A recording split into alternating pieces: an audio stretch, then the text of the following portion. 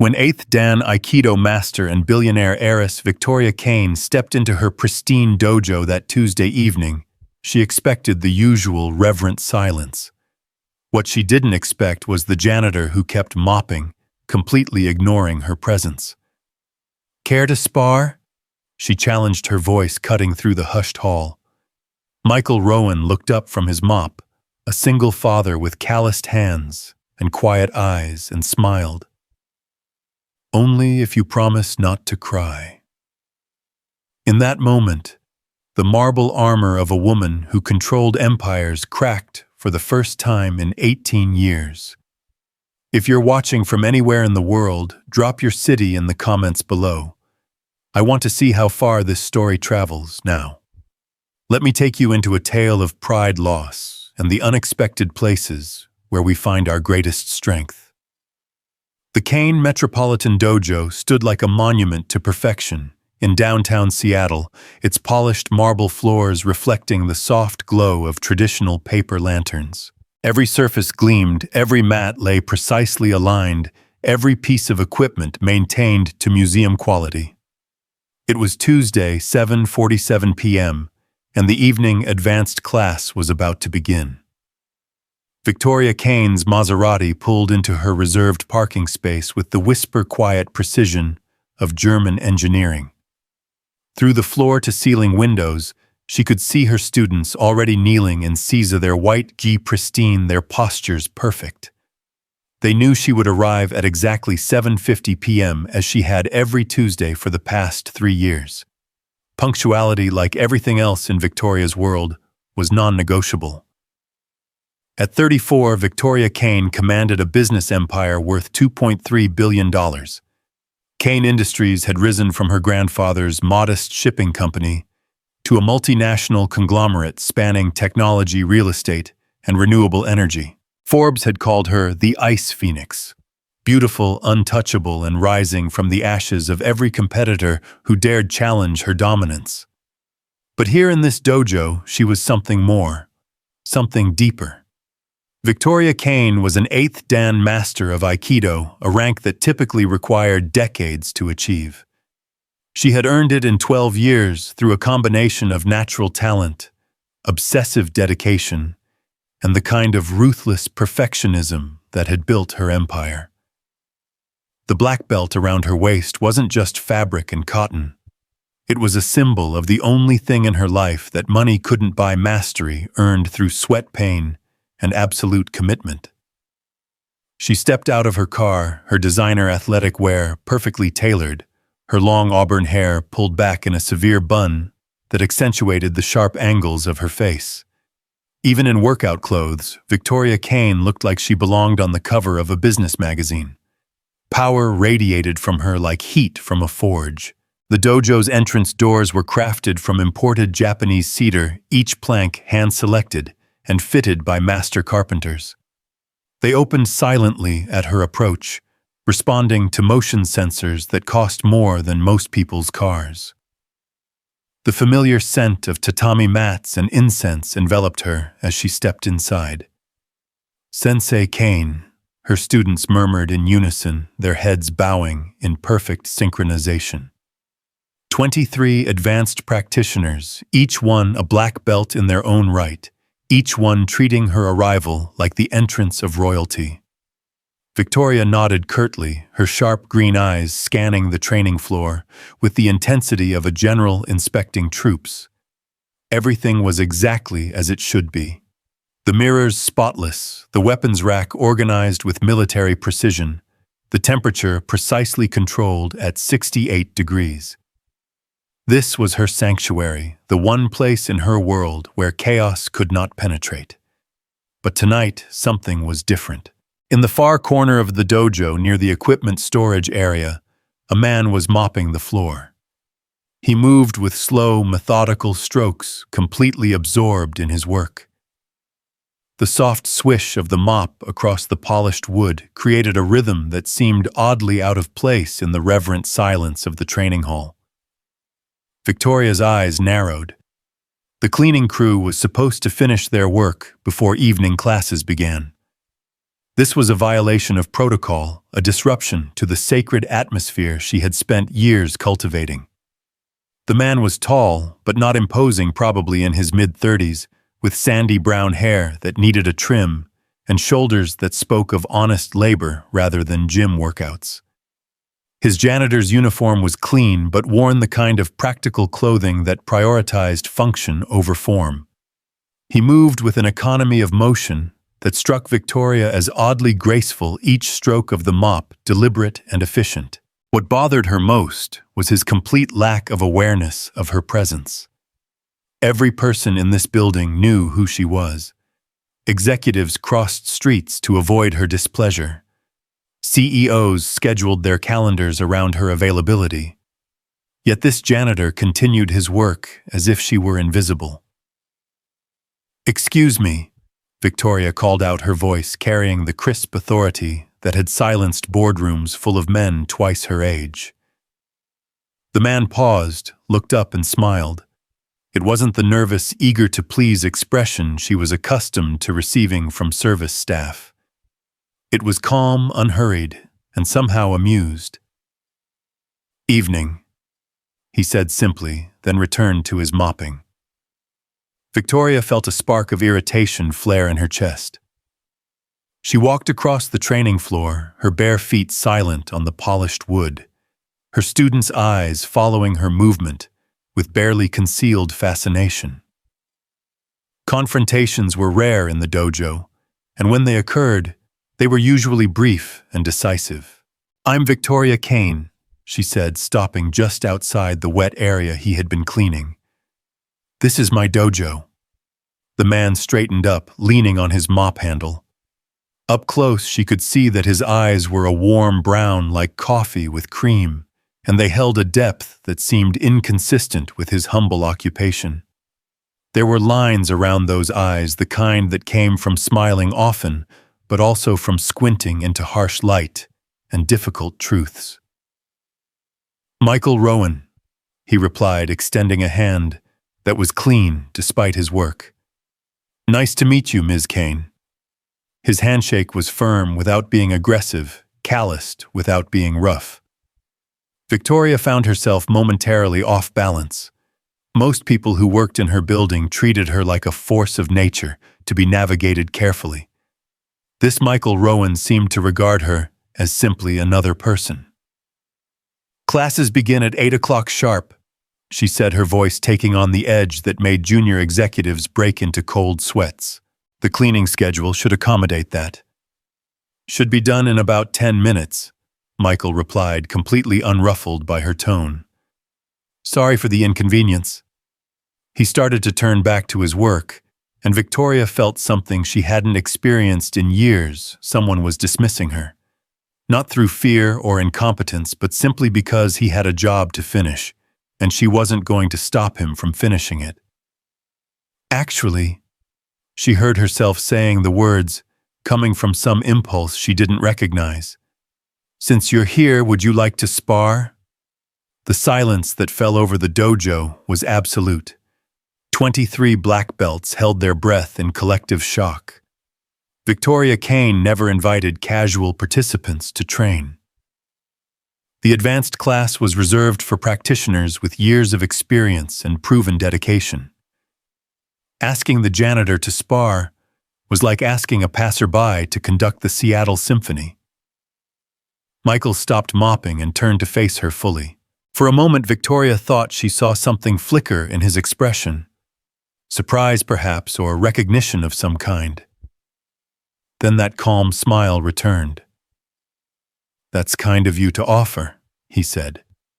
"But I'm not really dressed for it." "I could lend you a jo," Victoria replied, not entirely sure why she was pursuing this. "Unless you're concerned about embarrassing yourself in front of the class." It was a calculated provocation, the kind of challenge she used in business negotiations to force opponents into hasty decisions. Most people would either back down or accept out of wounded pride. Michael Rowan did neither. He studied her face for a long moment, those coffee-colored eyes seeming to see something that made him almost chuckle. You sure about that, Ms. Kane? I'm sure about most things, Victoria replied. Are you afraid? Not of sparring, Michael said. But I have to ask, are you certain you want to do this? There was something in his tone that made Victoria's competitive instincts flare. It wasn't arrogance or bravado. It was the quiet confidence of someone who knew exactly what they were capable of and who wasn't impressed by titles or reputations. I'm an 8th-Dan master, she said, her voice carrying just enough edge to remind him exactly who he was talking to. I think I can handle whatever you might bring to the mat. Michael nodded slowly, as if she had just confirmed something he had suspected. He propped his mop against the wall and walked over to where she stood. The wet floor gleamed behind him like a mirror. All right then, he said, his smile widening just slightly. But only if you promise not to cry. The words hit the dojo like a physical force. Victoria felt her face flush, her hands clench involuntarily at her sides. In 34 years of life, no one had ever spoken to her with such casual disrespect. CEOs of Fortune 500 companies addressed her with more deference. Government officials requested meetings with more humility. But there was something about the way he said it that stopped her from unleashing the verbal barrage that was building in her throat. It wasn't malicious or mocking. It was almost playful, as if he were sharing a private joke that she hadn't quite gotten yet. I beg your pardon, she managed to say, her voice carefully controlled. I said only if you promise not to cry, Michael repeated, completely unperturbed by the murderous look she was giving him. It's just that you seem like someone who takes losing pretty hard, and I'd hate to ruin your evening. Behind her, Victoria could hear the barely suppressed gasps of her students. Someone was about to witness either the most spectacular humiliation of an overconfident janitor or the impossible spectacle of Victoria Kane being taken down a peg by a man in work clothes. Victoria Kane had built her empire on the principle that backing down was never an option. She had faced down hostile takeover attempts, regulatory investigations, and boardroom coups without flinching. She had earned her martial arts rank by defeating opponents who had been training since before she was born. The idea that a janitor might pose any kind of threat was so absurd it bordered on insulting. And yet, there was something about Michael Rowan that didn't fit the picture. The way he moved suggested an athlete, not a custodian. The confidence in his voice spoke of experience that went beyond mopping floors and emptying trash cans. Most importantly, his complete lack of intimidation in her presence suggested either remarkable stupidity or remarkable capability. Victoria Kane hadn't become one of the most successful people in the world by avoiding challenges, even ridiculous ones. Fine, she said, her voice sharp as a blade. Let's see what you've got. The advanced class watched in stunned silence as their sensei walked to the equipment storage area and retrieved a guest guy in Michael's size. The white cotton uniform was crisp and new, still bearing the creases from its packaging. Michael accepted it with a nod of thanks and headed toward the changing area. This is insane, whispered Jenny Martinez, a 3rd-Dan black belt, who had been training with Victoria for 2 years. She's going to destroy him. She should, agreed David Kim, a former Marine whose military precision had earned him rapid advancement in the ranks. But did you see how he moved? Something's off about this guy. What do you mean off? Asked Sarah Chen, the dojo's most technical fighter. I mean, he moves like he knows how to fight, David replied quietly. Real fighting, not just martial arts. Victoria pretended not to hear their whispered conversation as she performed her own warm-up routine.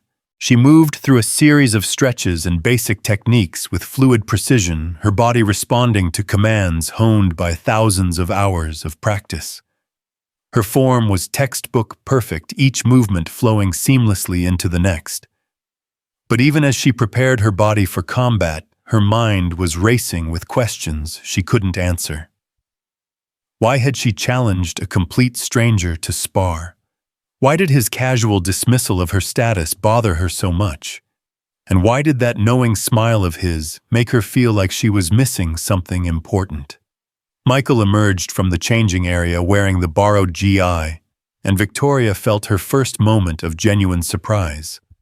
The uniform fit him perfectly, but more than that, he wore it like someone accustomed to the weight and feel of martial arts clothing. His stance was natural, his posture correct without being rigid. The playful janitor was gone, replaced by someone who looked like he belonged on a training mat. "Ready when you are, Ms. Kane," he said, bowing formally. Victoria returned the bow, noting that his form was precise without being showy. Traditional, but not slavishly so. Another piece of the puzzle that didn't quite fit. They moved to the center of the training floor, circling each other slowly. Victoria let her mind settle into the familiar rhythm of combat assessment. She catalogued her opponent's height, reach, likely speed, and probable experience level based on how he moved and positioned himself. Michael Rowan was about 6 feet tall, giving him a slight height advantage. His reach would be longer than hers, but Victoria had fought taller opponents before. His stance suggested some formal training, but it was difficult to determine which discipline or how advanced. He moved with the relaxed alertness of someone comfortable with physical confrontation, but that could mean anything from a few years of weekend classes to decades of serious study. What struck her most was his composure. He wasn't trying to intimidate her with aggressive posturing, nor was he showing the nervous energy of someone out of his depth. He was simply present, waiting to see what she would do. Victoria decided to test his defenses with a basic irimi technique, entering his space with a diagonal movement designed to disrupt his balance. It was a fundamental Aikido approach, one that would reveal how well he understood the principles of the art. She stepped forward, and to the right, her hand reaching for his wrist, in a movement so practiced it was almost unconscious. It should have been a simple matter to redirect his energy and take him to the ground. Instead, Michael's wrist simply wasn't there when her hand arrived. He had moved with her, matching her timing so precisely that her technique found only empty air. It wasn't a block or a counter. He had simply flowed around her attack like water around a stone. Victoria felt a flicker of genuine surprise. That kind of timing required years of experience and exceptional spatial awareness. She reset her position and tried again, this time with a different angle of approach. Again, Michael flowed away from her technique with minimal effort. He wasn't fighting her so much as dancing with her, matching her movements with an ease that spoke of deep understanding. "Interesting style," Victoria commented, circling to her left. "Where did you train?" "Here and there," Michael replied. His attention focused on her center of gravity. "You're very good. Technical precision is excellent." The compliment should have pleased her, but something in his tone suggested it was qualified, as if her technique was impressive but somehow incomplete. Victoria decided to increase the pressure. She launched into a series of more complex attacks, testing different angles and rhythms. Each time, Michael responded with just enough movement to avoid her techniques, never more than necessary, never wasted motion. What was becoming clear was that he wasn't trying to attack her at all. He was simply neutralizing everything she threw at him with what appeared to be minimal effort. It was like fighting smoke. No matter how precisely she struck, there was nothing solid to connect with. After 5 minutes of this, Victoria was beginning to breathe hard. Not from physical exertion, but from the mounting frustration of being completely unable to land a technique on someone who should have been overwhelmed within the first 30 seconds. "Are you planning to actually spar or just avoid me all evening?" she asked, her voice carrying more edge than she intended. Michael's smile returned, and for the first time he initiated movement. He stepped toward her with what looked like a simple grab for her wrist, one of the most basic attacks taught in introductory classes. Victoria moved to deflect the grab with a standard iriminage technique, confident that his elementary approach would finally give her the opening she needed to demonstrate the difference in their skill levels. What happened next would replay in her mind for weeks to come. Michael's initial movement was indeed a feint, but it was so perfectly timed and positioned that Victoria's response to it put her in exactly the position he wanted her. As she moved to counter his apparent attack, he simply continued his motion, blending with her defensive technique, until suddenly she was the one being redirected. She felt her balance shift, her center of gravity moving away from her base of support. Instinctively, she tried to recover, but Michael was already there, his hands providing just enough pressure to keep her momentum flowing in the direction he had chosen. Victoria Kane, 8th-Dan master of Aikido, found herself being taken to the ground by a janitor using what appeared to be her own technique against her. She hit the mat with a controlled fall, her years of training preventing any injury. But as she rolled back to her feet, she was forced to confront a reality that challenged everything she thought she knew about herself and her abilities. The silence in the dojo was absolute. 23 black belts stared in shock at their supposedly invincible sensei, who had just been outmaneuvered by a maintenance worker with apparent ease. But Victoria's attention was entirely focused on Michael, who stood relaxed and ready, that same calm smile playing at the corners of his mouth. "How?" she asked, her voice barely above a whisper. "You telegraph your intentions about half a second before you move," Michael replied matter-of-factly. "And you rely too heavily on technique instead of intuition. Very pretty form, but it's all surface level." The criticism hit Victoria like a physical blow. She had spent 12 years perfecting those techniques, earning recognition from masters across 3 continents. Her form was considered exemplary by every instructor she had ever worked with. "That's impossible," she said. "I've been training since I was 15. I've competed at international levels." "I believe it," Michael replied. "Your technical knowledge is impressive, but you fight like someone who learned from books instead of experience. I've had thousands of hours of mat time with world-class instructors." Victoria shot back, her famous temper beginning to flare. "Against other students following the same rules you follow," Michael observed. "When's the last time you sparred with someone who didn't know they were supposed to lose to you?" The question hung in the air like a challenge. Victoria wanted to dismiss it, to point out that her ranking spoke for itself, that she had earned her position through legitimate competition. But as she thought about it, she realized that Michael might have a point. In her dojo, she was the undisputed authority. Students came to learn from her, not to defeat her.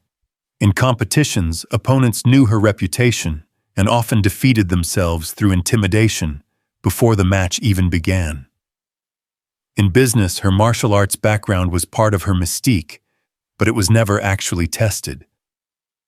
When was the last time she had faced someone who had no reason to defer to her authority? Someone who didn't care about her rank or her reputation or her ability to make their life difficult. "Again," she said, settling back into her fighting stance. For the next 20 minutes, Victoria threw everything she had at Michael Rowan. She used techniques from her extensive repertoire combinations she had perfected through years of study approaches that had earned her victories in tournaments across the country. Michael neutralized them all with what appeared to be casual ease. He never struck her, never used excessive force, never showed any sign of aggression. He simply moved around her attacks like water flowing around stones, occasionally redirecting her energy when she overcommitted to a technique. It was the most comprehensive and humiliating defeat of Victoria's adult life, made worse by the fact that it didn't feel like a defeat at all. Michael never tried to dominate or embarrass her. He simply demonstrated with quiet consistency that her years of training had prepared her for a kind of fighting that bore little resemblance to actual conflict. When she finally stepped back, breathing hard and covered in sweat, Victoria found herself facing a truth she had never encountered before. She had no idea who she really was when stripped of her advantages. "Where did you learn to fight like that?" she asked, her voice hoarse with exertion. "I was a firefighter for 8 years," Michael replied, his own breathing barely elevated. "You learn a lot about reading people when their lives depend on your ability to predict what they'll do under stress." Victoria caught the past tense. Something flickered across Michael's expression, a shadow that suggested pain carefully buried. "Career ended a few years ago. Medical discharge." He didn't elaborate, and Victoria found herself curious about what could have forced a man who moved like Michael Rowan out of emergency services. But before she could ask, a small voice from the observation area interrupted her thoughts. "Dad, are you done playing with the lady?"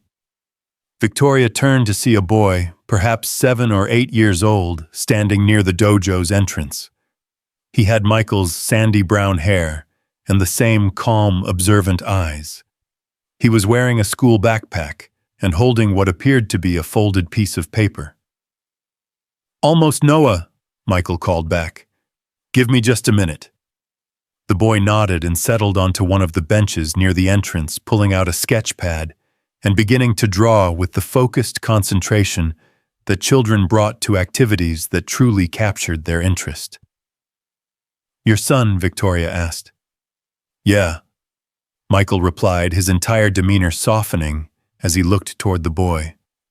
"Noah. He comes here after school while I finish work. Hope that's all right." Victoria found herself nodding, though she wasn't sure why. The dojo had strict policies about unauthorized visitors, especially children, but something about the quiet boy sketching in the corner didn't feel like a violation of her carefully maintained order. "He's welcome," she heard herself saying. Michael's smile returned, but this time it was different. Warmer. The smile of a father who had just heard his child accepted by someone whose opinion mattered. "Thank you," he said. "That means a lot." As they bowed to formally end their sparring session, Victoria found herself studying Michael's face with the intensity she usually reserved for analyzing quarterly reports. The playful janitor who had challenged her was gone, replaced by a complex man whose depths she was only beginning to suspect. "Same time next week?" Michael asked as he headed toward the changing area. Victoria nodded before she could stop herself. "Same time next week." As Michael changed back into his work clothes and collected his son, Victoria stood in the center of her dojo, trying to process what had just happened. Her students had dispersed quickly after the demonstration, sensing that their sensei needed time to think. For the first time in 18 years, Victoria Kane felt truly uncertain about something fundamental to her identity. She had built her life on the premise that superior skill applied with sufficient intensity could overcome any obstacle. Her business success proved the theory. Her martial arts achievements seemed to confirm it. But Michael Rowan had just demonstrated that her understanding of her own abilities was built on assumptions that crumbled under actual testing. He had dismantled her technique with such ease that it felt less like defeat and more like education. As father and son prepared to leave, Noah approached her with the shy boldness that children sometimes displayed around adults they found interesting. "I drew this for you," he said, holding out the paper he had been working on. Victoria accepted the drawing and felt her breath catch. It was a sketch of 2 figures sparring, rendered with the kind of detail that suggested genuine artistic talent. But what struck her wasn't the technical skill. It was the way the boy had captured something in the two fighters that she hadn't even realized was there. In Noah's drawing, the two sparring partners weren't opponents. They were dancers, their movements complementing each other, their energy flowing in harmony rather than conflict. It was a child's interpretation of what he had witnessed, but it revealed something that Victoria's competitive mindset had missed entirely. "This is beautiful," she said, meaning it completely. "Thank you." Noah beamed and ran back to his father, who was waiting by the door. As they left, Victoria heard the boy ask, "Dad, why was the lady crying during the sparring?" "She wasn't crying, Noah," Michael replied gently. "Sometimes when people discover something new about themselves, their eyes water a little, like when you taste something really spicy, but it's actually delicious." The door closed behind them, leaving Victoria alone in her perfect dojo, with Noah's drawing in her hands, and tears she hadn't realized were falling, drying on her cheeks. For the first time in 18 years, Victoria Kane had encountered something that money couldn't buy, reputation couldn't intimidate, and technique couldn't overcome. She had met someone who saw past her carefully constructed facade to something raw and unfinished beneath. As she locked up the dojo that night, Victoria found herself thinking not about quarterly projections or strategic initiatives, but about the quiet confidence in Michael Rowan's eyes and the way his son had captured something true in a simple pencil sketch. She had built an empire by always knowing exactly what she wanted and how to get it. But as she drove home through the Seattle streets, Victoria Kane found herself wanting something she couldn't name from a man who had just proven that everything she thought she knew about herself might be wrong. The marble armor she had worn for so long felt heavier than usual as she walked into her penthouse apartment. And for the first time in years, Victoria wondered if protection and strength were the same thing after all. The following Tuesday arrived with the weight of unfinished business. Victoria found herself checking the clock in her corner office more frequently than usual, watching the hands crawl toward evening. She had spent the week replaying every moment of her encounter with Michael Rowan, analyzing it like a failed merger or a lost contract. But unlike business problems, this one resisted her usual methods of solution. She had tried researching him through her usual channels. A few discreet inquiries had yielded basic information. Michael Rowan, 36 years old, former Seattle Fire Department medical discharge 3 years prior, current employment with citywide cleaning services. Single father, no criminal record, unremarkable credit history. The kind of background that revealed nothing and everything at once. What the reports couldn't capture was the way he had moved on that mat, or the quiet confidence that had made her feel like a student rather than a master. They certainly couldn't explain why she had spent the better part of a week thinking about a man who mopped floors for a living. Victoria Kane didn't dwell on people. She identified what she needed from them, obtained it efficiently, and moved on to the next objective. Personal relationships were strategic alliances carefully managed and clearly defined. The idea that a 30-minute sparring session with a janitor could occupy so much of her mental energy was both unprecedented and deeply unsettling. At 6:30 p.m., she closed her laptop and gathered her workout gear. Her assistant Margaret looked up in surprise as Victoria headed for the elevator.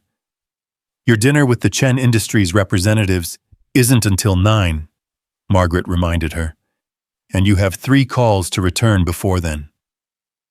"Reschedule the dinner," Victoria said without slowing down. "Take messages on the calls." "But Ms. Kane, the Chen deal will survive one evening without my attention." Victoria finished stepping into the elevator. "Handle it, Margaret. That's what I pay you for." The elevator doors closed on Margaret's shocked expression. In 5 years of working for Victoria, The assistant had never known her to cancel a business dinner for anything less than a board-level crisis. The fact that she was doing it to return to a martial arts class she could attend any evening of the week was completely out of character. But Victoria found herself driving toward the dojo with something that felt dangerously close to anticipation. She arrived earlier than usual, hoping to observe Michael and his son before the formal class began. The parking lot held only a few cars, and through the windows she could see the boy, Noah, sitting in his usual spot on the observation bench. He was sketching again, his small face serious with concentration. Victoria entered quietly, noting that Michael was finishing his cleaning routine in a different section of the building. The main training floor was pristine, ready for the evening session. Without quite planning it, she found herself walking over to where Noah sat. "What are you drawing tonight?" she asked, keeping her voice gentle.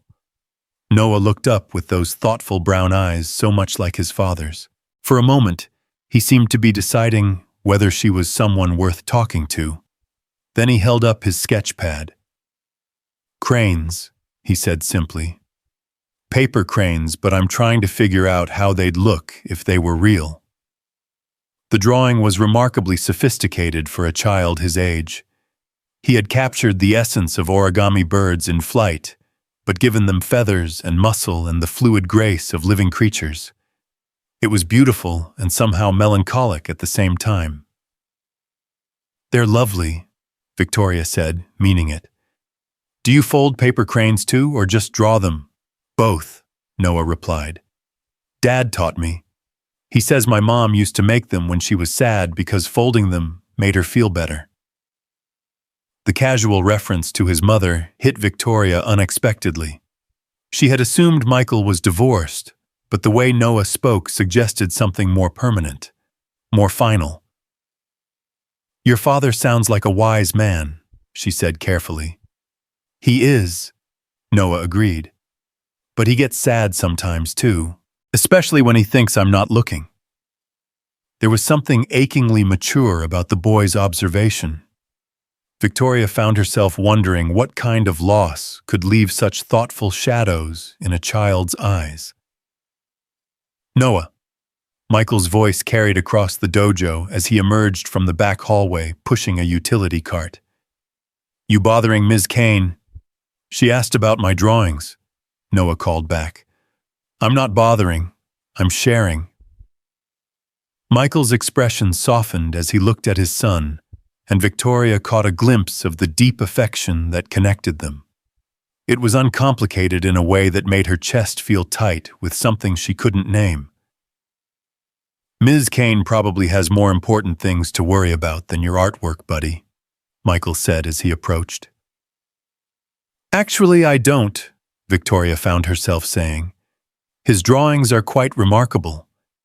She meant it, but there was something else driving her words.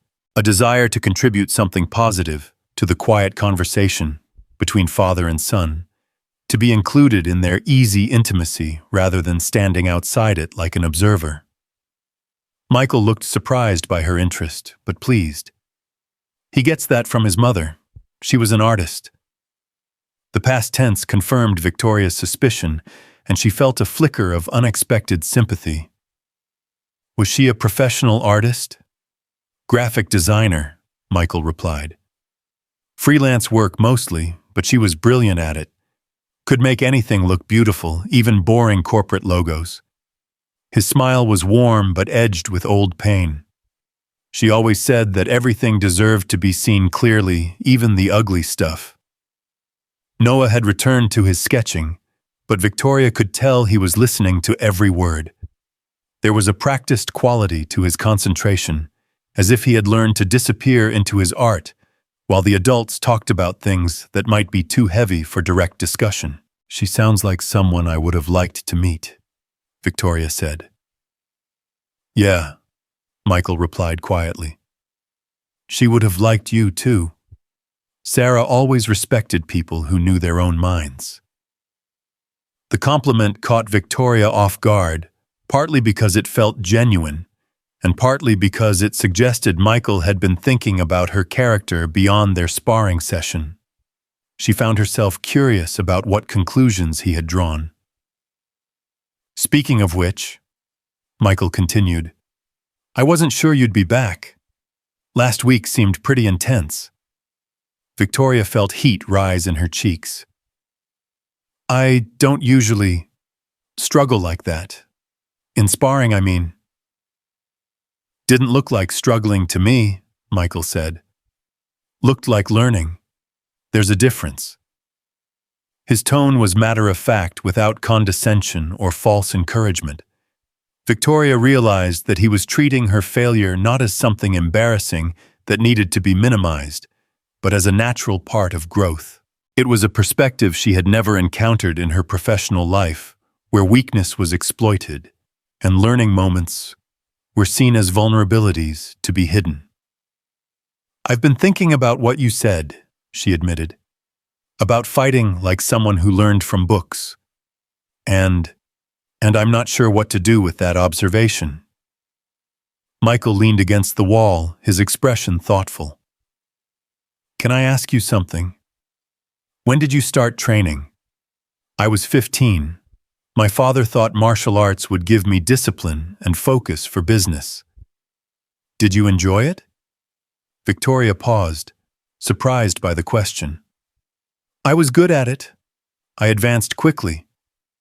"That's not what I asked." The distinction forced Victoria to examine memories she hadn't revisited in years.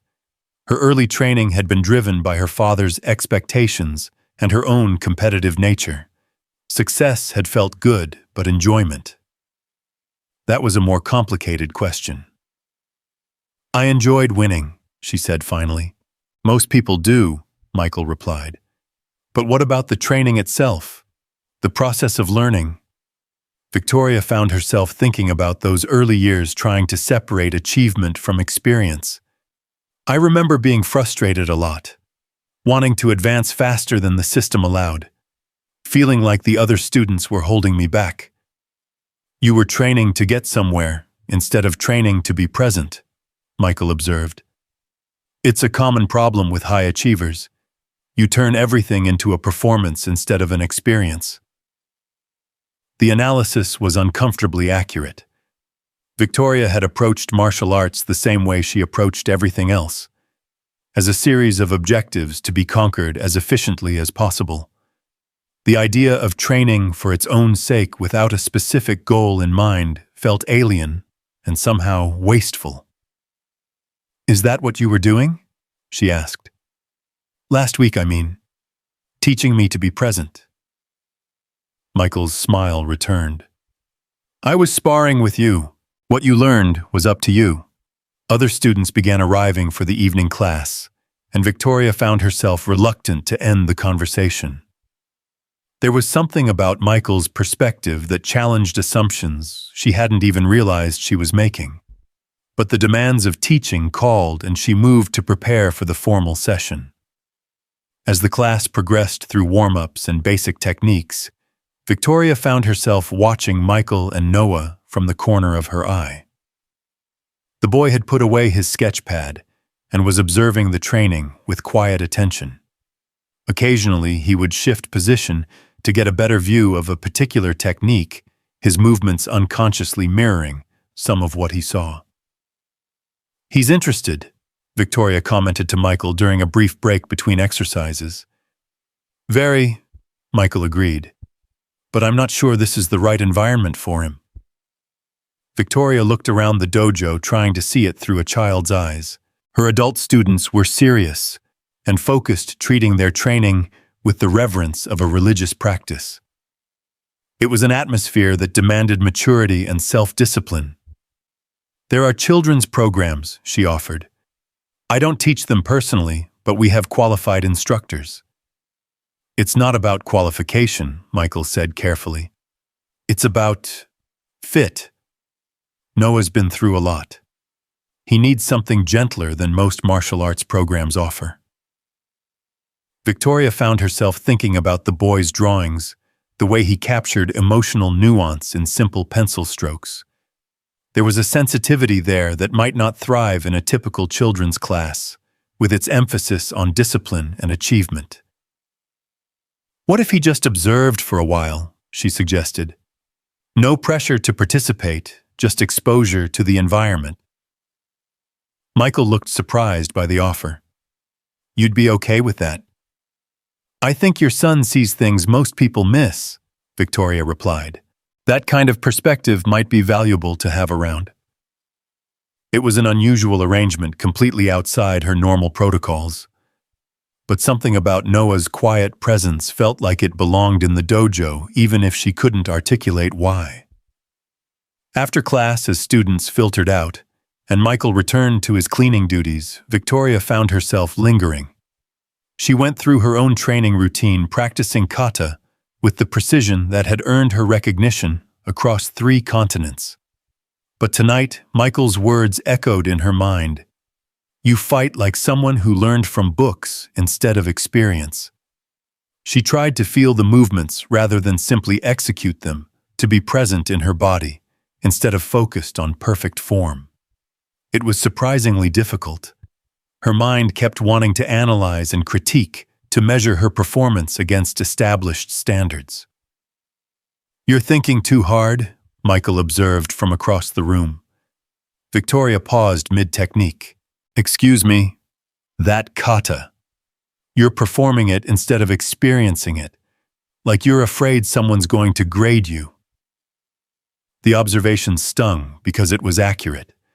Even alone in her own dojo, Victoria found herself training as if she were being evaluated. It was a mindset so ingrained she hadn't even realized it was there. How do you experience a kata instead of performing it? She asked.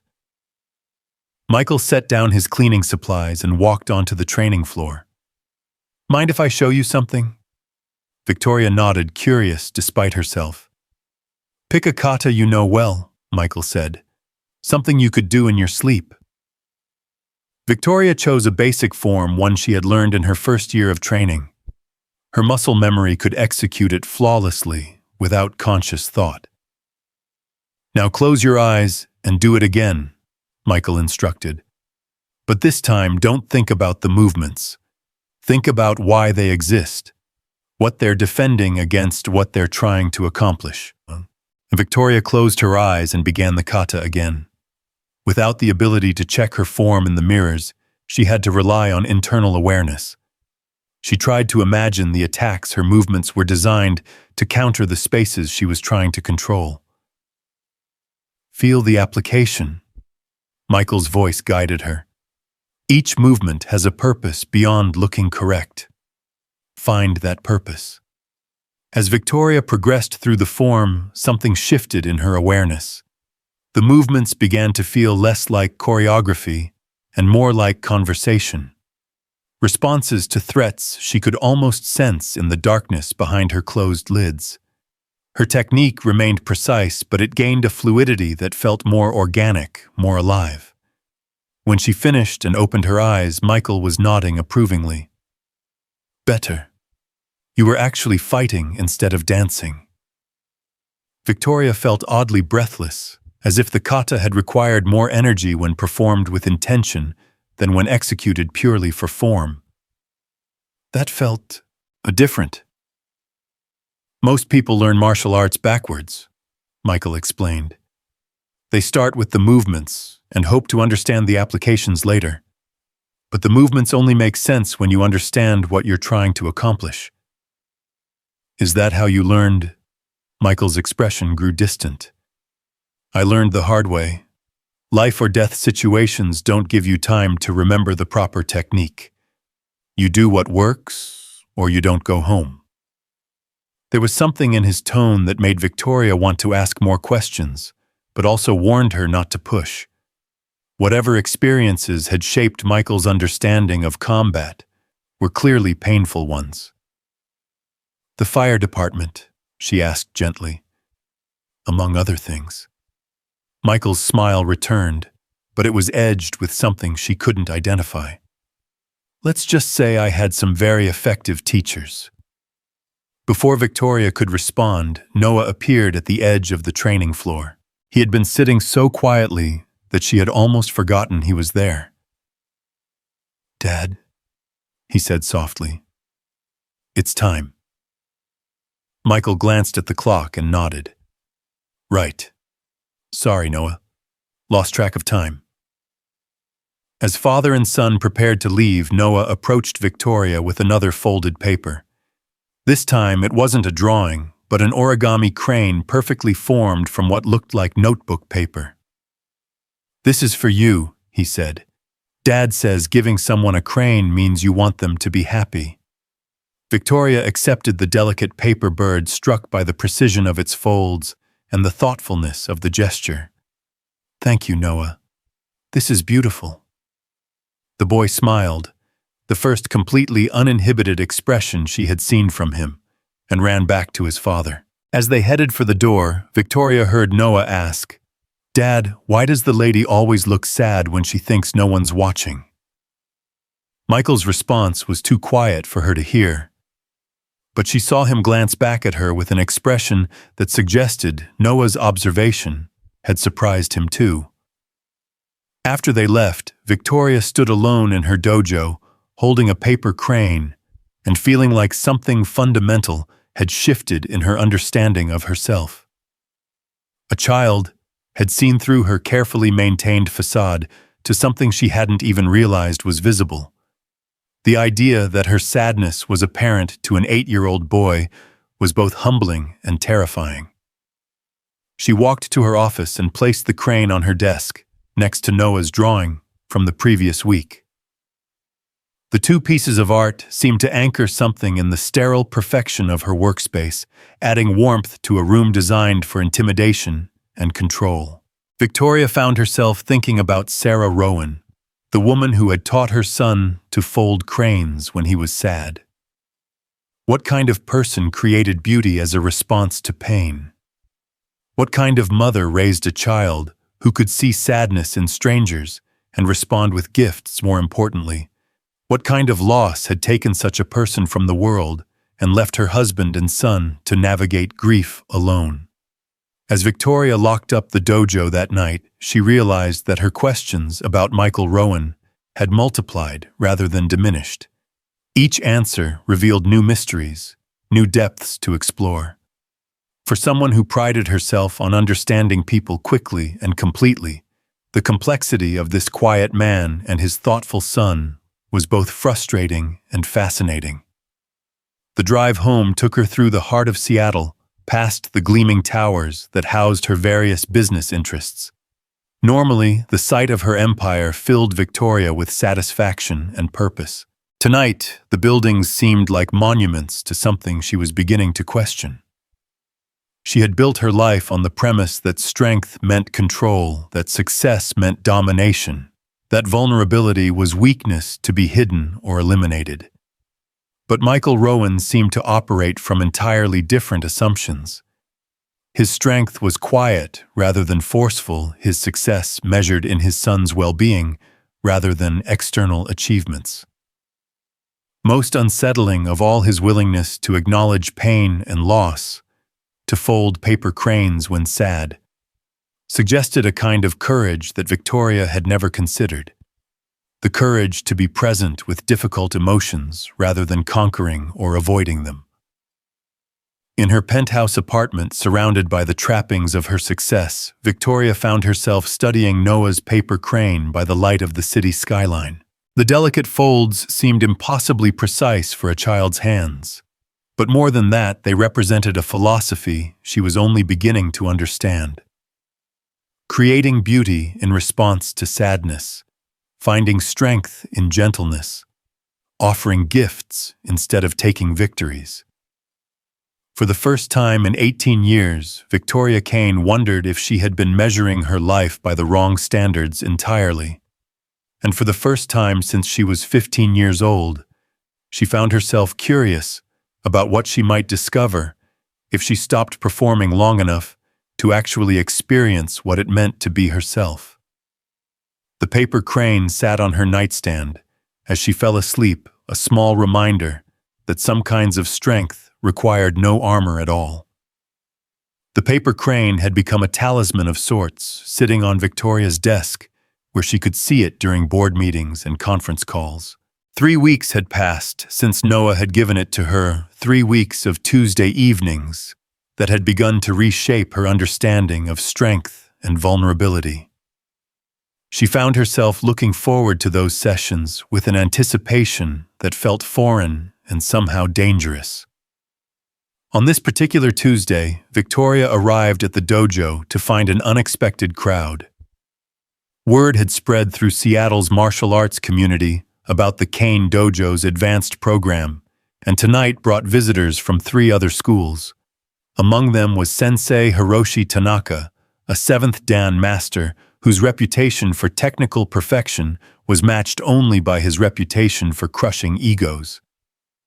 Victoria felt the familiar tightness in her chest that came with being evaluated by peers. In the martial arts world, reputation was everything, and tonight her teaching would be scrutinized by some of the most respected practitioners in the Pacific Northwest. As students filtered in for the evening session, Victoria noticed Michael working quietly in the background, preparing the space with his usual methodical care. Noah sat in his customary spot, but tonight he seemed more withdrawn, his sketch pad held close to his chest, as if protecting himself from the increased scrutiny of strangers. "Ms. Kane," Sensei Tanaka approached with the formal bearing that marked old-school traditionalists. "Thank you for allowing us to observe your program. Your reputation precedes you." "The honor is mine, Sensei," Victoria replied, bowing appropriately. "I hope our training proves worthy of your time." But even as she spoke the polite words, Victoria felt the weight of expectation settling on her shoulders like a familiar burden. These visitors had come to see the legendary Victoria Kane in action, to witness the technical mastery that had earned her recognition across 3 continents. They expected perfection, precision, and the kind of dominating presence that had built her reputation. The formal class began with traditional warm-ups and basic techniques. Victoria moved through the instruction with her usual crisp authority, demonstrating applications with the textbook precision that had always been her trademark. Her students responded with the disciplined focus they had learned over months and years of training under her demanding standards. "Excellent form," murmured one of the visiting instructors. "Very classical approach." Victoria should have felt pleased by the approval, but instead she found herself thinking about Michael's words from the previous week. "You're performing it instead of experiencing it." Even as she executed perfect techniques, she felt disconnected from the movements, going through motions that felt increasingly hollow. As the class progressed to more advanced applications, Sensei Tanaka requested permission to participate directly. "If I may, Ms. Kane, I would like to feel your technique personally. Observation has its limitations." Victoria nodded, recognizing the request for what it was, a test disguised as curiosity. Tanaka was known for his ability to expose weaknesses in other instructors' technique, often leaving visiting senseis humiliated in front of their own students. They moved to the center of the training floor, bowing formally, before beginning their demonstration. Tanaka attacked with the kind of precise, aggressive technique that marked a true master. Fast enough to be dangerous, controlled enough to be safe, skilled enough to reveal any flaws in Victoria's response. Victoria moved through her defensive sequences with mechanical precision, redirecting his attacks with the textbook applications she had perfected over 12 years of study. Each technique was correctly executed, properly, timed, appropriately powered. To the observing students, it looked like a masterful display of classical Aikido. But Victoria could feel the difference between this and her sparring sessions with Michael. Against Tanaka, she was performing a choreographed dance of attack and defense. With Michael, she had been forced to respond to something real and unpredictable. "Very good," Tanaka said, as they concluded their demonstration. "Your technical knowledge is quite impressive. classical form at its finest. The compliment should have satisfied her, but Victoria heard the subtle qualification in his tone. Classical form, textbook technique, perfect execution of established patterns. It was praise that somehow felt like limitation. As the visiting instructors prepared to leave, one of them paused near where Michael was returning cleaning equipment to storage. "Excuse me," the man said, his tone carrying the casual dismissal that marked someone addressing service staff. "Could you make sure the changing area is properly cleaned? Someone spilled coffee earlier." Michael looked up from his work, his expression neutral. "Of course. I'll take care of it right away." But Sensei Tanaka had overheard the exchange, and his attention focused on Michael with the predatory interest of someone who sensed opportunity for entertainment. "You work here?" he asked, his voice carrying just enough condescension to make the question feel like an accusation. "I do," Michael replied simply. "Ever train?" Tanaka pressed. "You move like someone with experience." Victoria felt a chill run down her spine. She could see where this was heading, and every instinct told her to intervene. But before she could speak, Michael answered with that same calm tone that had first caught her attention. "A little, here and there." Tanaka's smile was sharp as a blade. "Perhaps you'd like to demonstrate. It's always interesting to see how amateur practitioners interpret classical technique." The insult was subtle but unmistakable. Tanaka was offering Michael the chance to embarrass himself in front of a room full of black belts to be put in his place by someone who understood the proper order of things. "I appreciate the offer," Michael said, "but I'm working. Maybe another time." "Come now." Tanaka pressed his voice, taking on the tone of someone extending false generosity. "Ms. Kane won't mind if you take a few minutes to show us what you've learned. Will you, Ms. Kane?" Victoria found herself trapped between competing loyalties.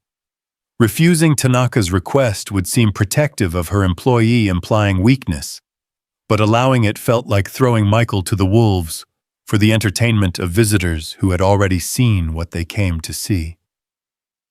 "If Michael is comfortable with it," she heard herself saying. "I have no objection." Michael looked at her for a long moment, and Victoria saw something flicker in his expression. Disappointment, perhaps, or recognition of betrayal. Then that calm smile returned. "Sure," he said. "Why not?" As Michael changed into a borrowed GI, Victoria caught sight of Noah in the observation area. The boy was watching the proceedings with the kind of intense attention that suggested he understood more about the social dynamics at play than his age should have allowed. His sketchpad lay forgotten in his lap, his small hands clenched into fists. "This should be educational," Tanaka murmured to his colleagues. "I always enjoy reminding people of their proper place." Victoria felt sick. She had allowed this situation to develop out of cowardice, unwilling to challenge Tanaka's authority in front of other instructors. Now Michael was about to be humiliated as a form of casual entertainment, and she was complicit in it. When Michael returned to the training floor, Tanaka was already warming up with the kind of elaborate stretching routine designed to intimidate opponents. Michael simply stood quietly, hands at his sides, apparently unconcerned by the spectacle he was about to provide. "Any particular type of sparring you prefer?" Tanaka asked with false courtesy. "I'm happy to accommodate your experience level." "Whatever works for you," Michael replied. "I mop floors, not egos." The comment was delivered so casually that it took a moment for its meaning to register. When it did, Tanaka's expression darkened. He had expected nervous deference from the janitor, not quiet confidence that bordered on dismissal. "Very well," Tanaka said, his voice tight with controlled anger. "Let's see what you can do." They bowed and began to circle each other. Victoria found herself holding her breath, torn between hoping Michael would acquit himself well and fearing what Tanaka might do to someone who had just insulted his ego. Tanaka opened with a testing probe, a quick grab that was designed to gauge his opponent's speed and reaction time. It should have been easily handled by anyone with legitimate training and easily overwhelming for someone out of their depth. Michael wasn't there when the grab arrived. He had moved with the same fluid timing that Victoria remembered from their first encounter, slipping around Tanaka's attack with minimal effort. The technique missed completely, leaving Tanaka slightly off balance and visibly confused. Tanaka reset and tried again, this time with more commitment. He launched a series of attacks designed to overwhelm an inexperienced opponent, forcing them into defensive reactions that would reveal their limitations. Each attack found only empty space. Michael flowed around Tanaka's techniques like water around stones, never blocking, never countering, simply ensuring that he wasn't where the attacks were aimed. His movement was economical and efficient, wasting no energy on unnecessary motion. Victoria could see the frustration building in Tanaka's face. This wasn't how the demonstration was supposed to go. The janitor should have been overwhelmed within the first 30 seconds, reduced to clumsy defensive reactions that would highlight the difference between real training and amateur dabbling. Instead, Tanaka found himself pursuing an opponent who seemed to anticipate his every move. It was like fighting smoke. No matter how precisely he attacked, there was nothing solid to connect with. "Stand still and fight."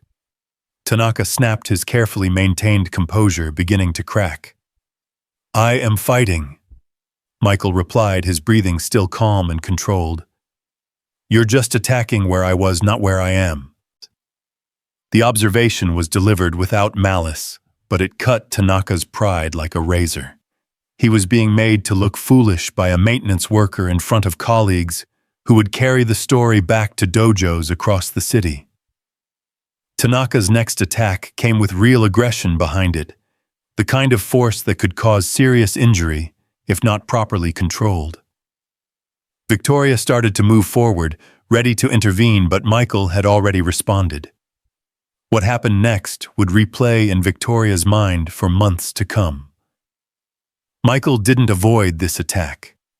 Instead, he stepped into it, blending with Tanaka's aggressive movement, until suddenly the visiting master found himself being redirected by his own momentum. Michael's hands provided just enough pressure to guide Tanaka's energy, turning the attack into a throw that sent the 7th-Dan master tumbling across the mat. Tanaka hit the ground hard, but controlled his years of training, preventing injury. But as he rolled back to his feet, his face was flushed with humiliation and rage. "Lucky," he snarled. "Let's see you do that again." "I'd rather not," Michael said calmly. "You're getting angry, and angry people make mistakes that hurt everyone." "Are you afraid?" Tanaka demanded. Michael considered the question seriously. "Of you, no. Of what you might do if you lose control completely, yeah, a little." The honesty of the answer seemed to deflate some of Tanaka's rage. He looked around the dojo, seeing the shocked faces of students and visiting instructors who had just witnessed a maintenance worker outmaneuver one of the region's most respected masters. "Who are you?" Tanaka asked quietly. "Michael Rowan," came the simple reply.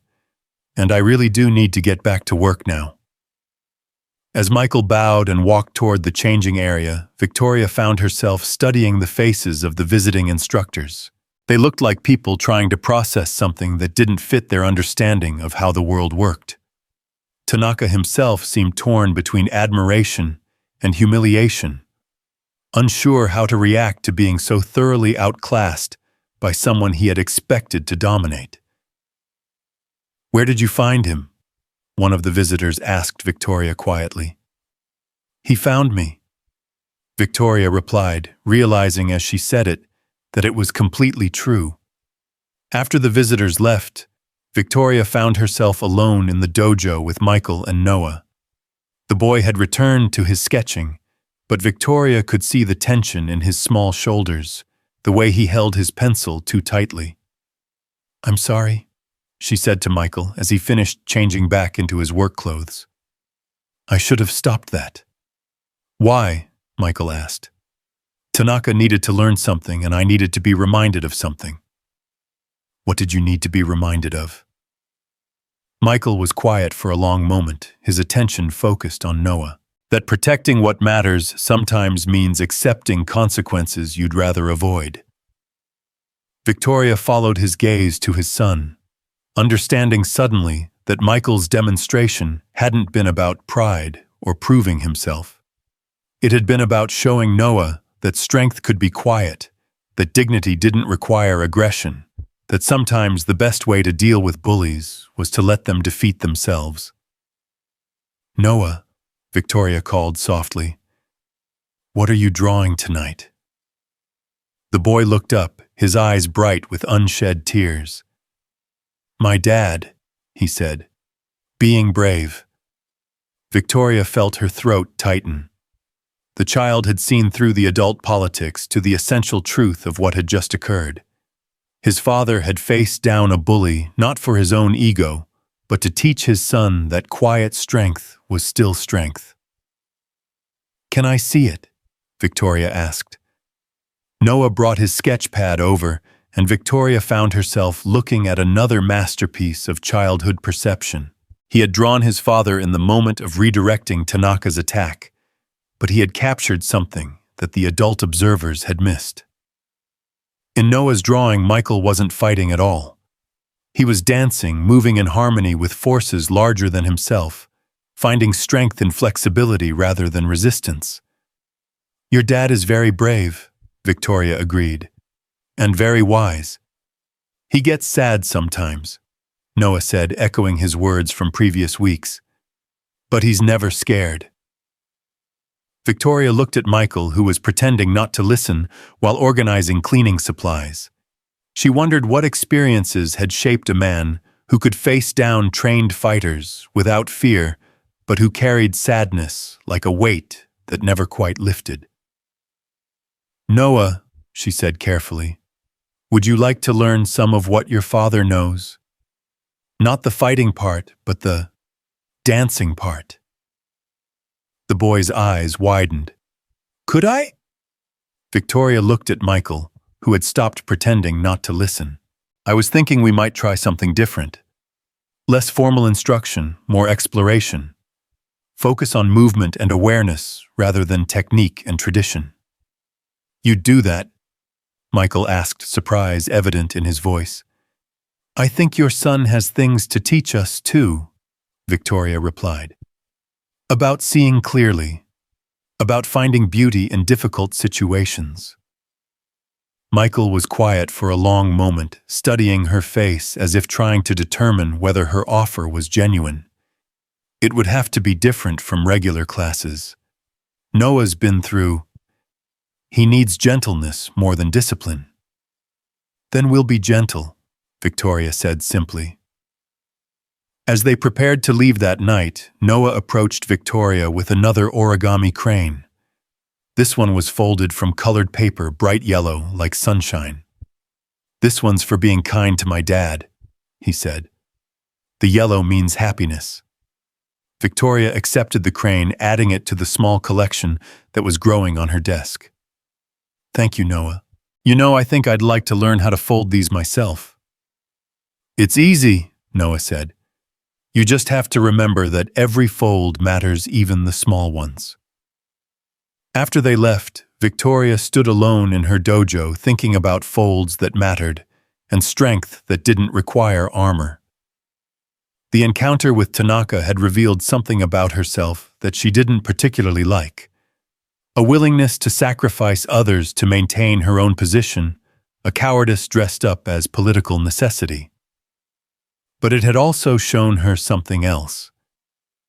Michael's quiet dignity in the face of deliberate humiliation, his refusal to respond to aggression with aggression, had been more powerful than any display of technical superiority.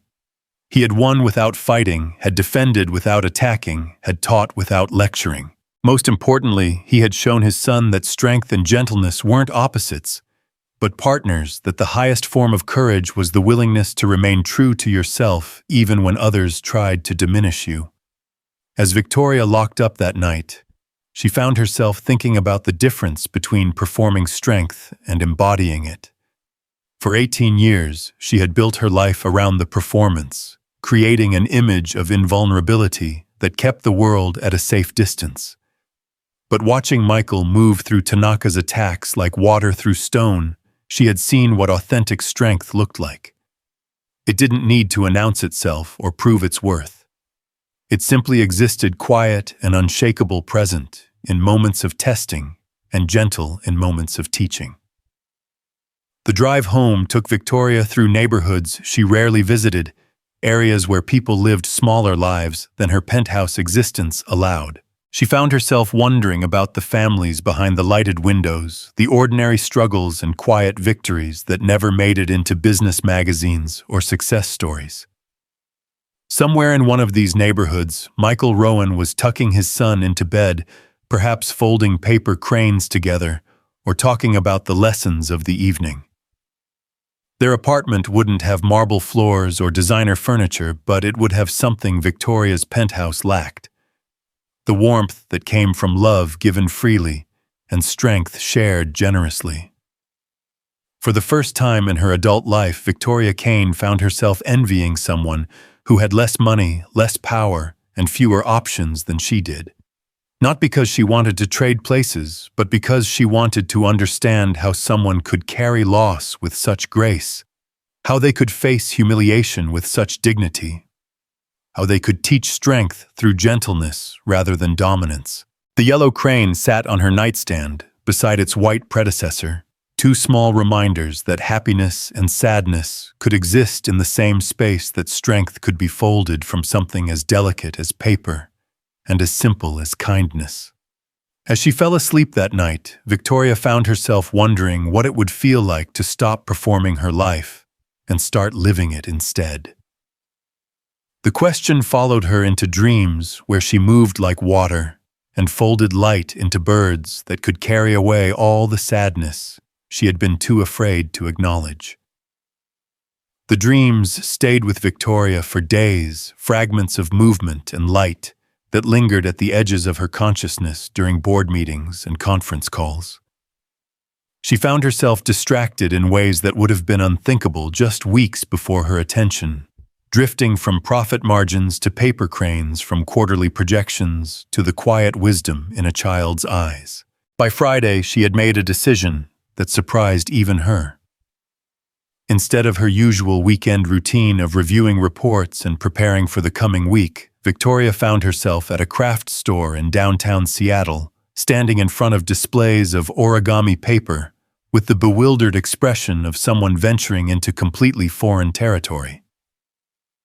"Can I help you find something?" asked a young clerk with purple hair and paint-stained fingers. "I want to learn to fold paper cranes." Victoria said the words, feeling strange in her mouth. "I have no idea where to start." The clerk's face lit up with genuine enthusiasm. "Oh, that's wonderful. Cranes are challenging but so rewarding. Let me show you what you'll need." 20 minutes later, Victoria left the store with packages of origami paper in various colors, an instruction book, and a sense of embarking on something that felt both trivial and monumentally important. The idea of Victoria Kane, billionaire CEO, sitting in her penthouse apartment, learning to fold paper birds, was absurd enough to make her question her own sanity. But as she spread the delicate sheets of paper across her marble dining table that evening, something about the process felt right in a way that closed-door negotiations and hostile takeovers never had. The instructions were precise but forgiving, requiring patience rather than aggression, technique rather than dominance. Her first attempts were disasters. The paper tore under her impatient fingers, the folds refused to align properly, and what should have been elegant cranes looked more like abstract sculptures of frustration. Victoria Kane, who had mastered complex martial arts forms, and intricate business strategies, found herself defeated by colored paper and geometric precision. She was about to abandon the effort when she remembered Noah's words. You just have to remember that every fold matters, even the small ones. Victoria started over this time, slowing down, paying attention to each crease and corner. She thought about Michael's movement during their sparring sessions, the way he seemed to work with forces rather than against them. She tried to apply that same principle to the paper, guiding rather than forcing, suggesting rather than demanding. Her fourth attempt produced something that actually resembled a crane, albeit a lopsided one with uneven wings. Victoria found herself staring at the imperfect creation with a sense of accomplishment that felt completely disproportionate to the achievement. It was just folded paper after all. But it was also something she had made with her own hands, something that existed because she had been patient enough to let it emerge. The weekend passed in a haze of paper and concentration. Victoria folded crane after crane, each one slightly better than the last, each one teaching her something about the relationship between intention and result. She discovered that rushing led to tears, that forcing led to asymmetry, that the most beautiful birds emerged when she trusted the process, rather than trying to control every aspect of the outcome. By Sunday evening, her dining table was covered with a flock of paper cranes in every color imaginable. Some were perfect, some were charmingly imperfect. All were evidence of hours spent in a state of mind that Victoria had never experienced before. Complete absorption in an activity that served no strategic purpose and generated no measurable profit. Monday morning brought the return of her usual schedule, but Victoria found herself carrying one of the cranes in her briefcase, a small reminder of the peace she had discovered in patient creation. During a particularly contentious budget meeting, she found her fingers tracing the bird's folded wings beneath the conference table, using its presence to center herself in ways that years of meditation apps had never achieved. Tuesday evening arrived with the weight of anticipation that had become familiar over the past month. But tonight felt different, charged with possibility, in ways that Victoria couldn't quite articulate.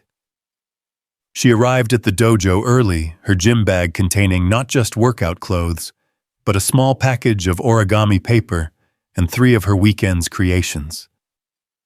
Noah was already in his usual spot, but tonight he wasn't alone.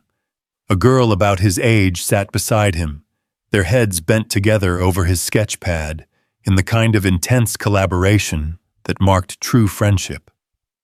The girl had long black hair and wore glasses that seemed too large for her delicate face. That's Emma, Michael explained as he approached Victoria. Noah's friend from school. Her mom's working late tonight, so I told her she could hang out here until pickup time. Hope that's okay. Victoria found herself nodding, though the sight of 2 children in her pristine dojo should have triggered her usual concerns about liability and protocol. Instead, she felt curious about what Noah might have told his friend about their Tuesday evening routine. What are they working on? She asked. Emma's teaching Noah some advanced origami techniques, Michael replied with a smile. Apparently, she's something of a prodigy. Been folding since she was 4. Victoria watched as the girl demonstrated a complex series of folds to Noah, her small hands moving with the kind of precision that spoke of years of practice. There was something beautiful about their collaboration, the way Noah's artistic eye combined with Emma's technical skill to create something neither could have achieved alone. Emma. Victoria called softly, not wanting to interrupt, but curious to meet Noah's friend. The girl looked up with bright, intelligent eyes that reminded Victoria of herself at that age. Intense, focused, slightly wary of adult attention. Hello, she said politely. Noah told me you're learning to fold cranes. I am, Victoria replied, though I suspect I'm not very good at it yet. Nobody's good at first, Emma said matter-of-factly. It's like learning to read. You have to make mistakes before you can do it right. The simple wisdom of the observation struck Victoria as profound. In her professional life, mistakes were weaknesses to be hidden, failures to be minimized or blamed on others. The idea that errors might be necessary steps in learning, rather than evidence of inadequacy, was both foreign and oddly liberating. "Would you like to see what we're working on?" Emma asked with the generous spirit that marked truly confident children. Victoria approached their workspace and found herself looking at origami creations that defied her understanding of what was possible with folded paper. Emma had created a dragon so detailed and lifelike that it seemed ready to take flight, while Noah had folded a crane that appeared to be in mid-dance, its wings spread in a gesture of pure joy. "These are incredible," Victoria said, meaning it completely. "How long have you been learning?" "Emma's been teaching me the hard stuff," Noah replied. "But she says the most important thing isn't being perfect. It's understanding what you're trying to say." "What do you mean?" Victoria asked. Emma adjusted her glasses with the serious expression of someone preparing to explain something important. "Every fold tells a story. Like if you're sad, your crane will look different than if you're happy. The paper knows how you're feeling." Victoria thought about her weekend of folding, remembering how her emotional state had seemed to influence the results. The cranes she had made while frustrated were angular and tight, while those created in moments of calm had flowing, graceful lines. "Can you show me?" Victoria asked. The evening that followed was unlike any in Victoria's memory. Instead of formal martial arts instruction, she found herself sitting cross-legged on the training floor with two children and their father, learning advanced origami techniques and discovering that paper could indeed hold emotion in its folds. Emma proved to be a patient teacher, breaking down complex forms into manageable steps and offering encouragement when Victoria's businessman's fingers struggled with the delicate work. Noah contributed artistic insights, suggesting color combinations and modifications that transformed functional designs into objects of beauty. But it was Michael's presence that anchored the experience, his quiet attention to his son and his friend, creating a sense of safety that allowed everyone to experiment without fear of judgment. He folded his own creations, simple but elegant birds that spoke of steady hands and patient practice, while keeping one eye on the children and another on Victoria's growing collection of imperfect masterpieces. "Tell me about your crane," Emma said to Victoria as she completed a particularly challenging design. "What story is it telling?" Victoria studied the blue and silver bird in her hands, noting the way the wings seemed to reach toward something just out of view. "I think it's about wanting to fly, but being afraid to leave the ground." Noah nodded seriously. "That's a good story. Scared cranes are important too." The acceptance in his voice brought unexpected tears to Victoria's eyes. In her world, fear was something to be conquered or hidden, not acknowledged as a valid part of the human experience. But these children seemed to understand that emotions weren't enemies to be defeated, but messengers to be heard. As the evening progressed, their origami session evolved into something deeper. Emma shared stories about her mother's long work hours and her own dreams of becoming an artist. Noah talked about missing his mother, but finding joy in the memories she had left behind. Michael spoke quietly about the importance of creating beauty in response to pain, of finding light in dark places. Victoria found herself opening up in ways that felt both terrifying and necessary. She talked about the loneliness of success, about the weight of constant performance, about the fear that beneath all her achievements lay nothing but emptiness.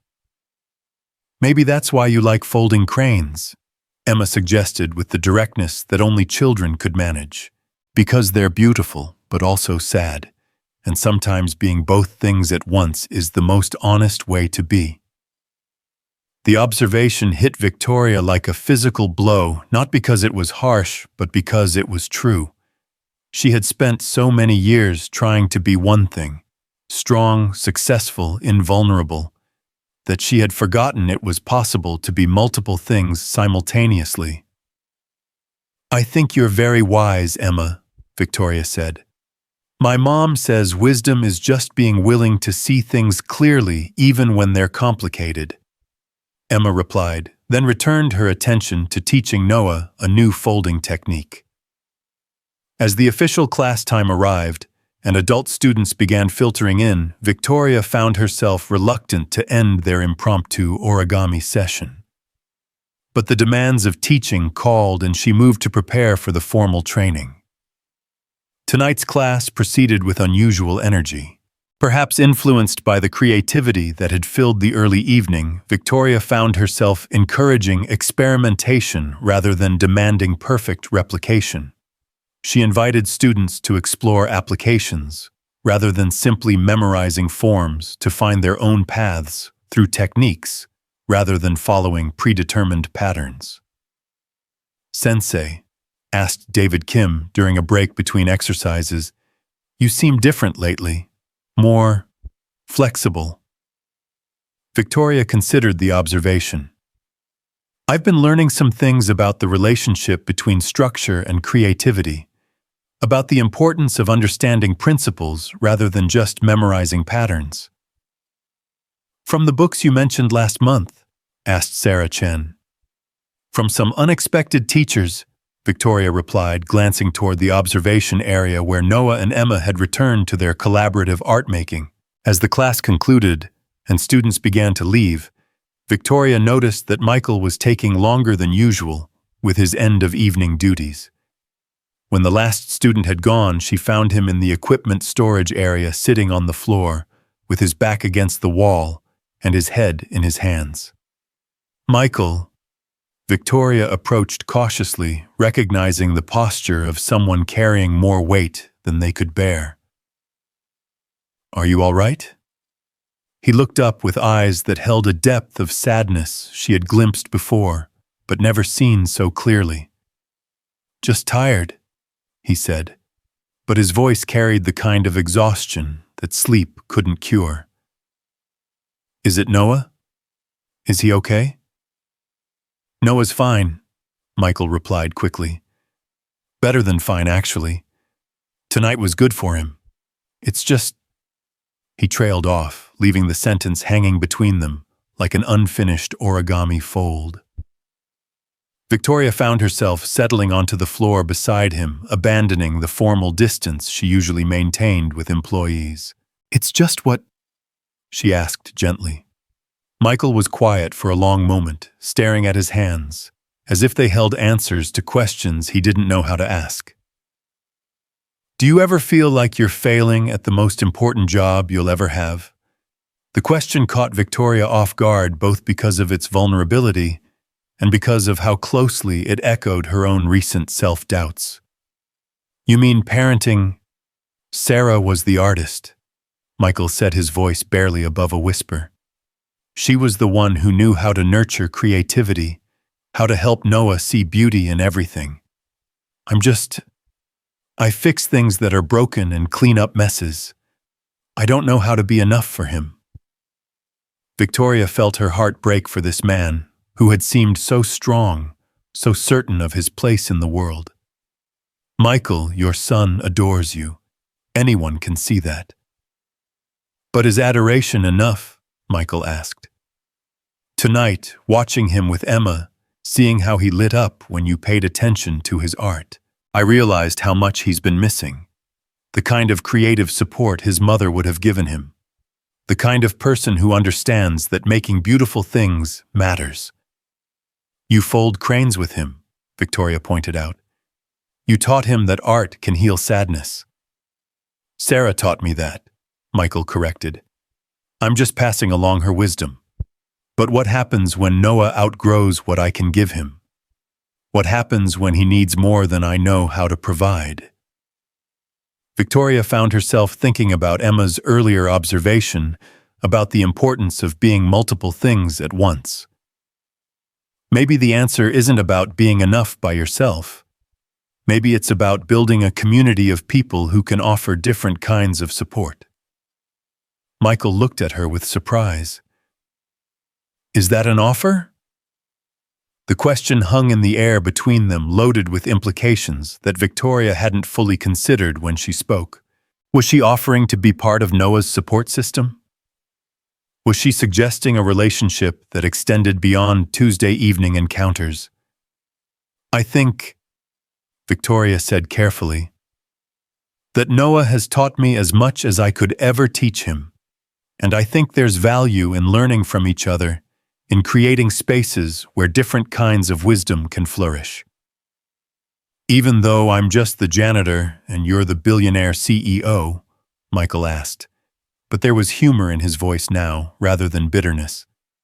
Especially because of that, Victoria replied. I need to learn how to create beauty from simple things, and maybe Noah needs to see that success doesn't have to mean losing sight of what matters.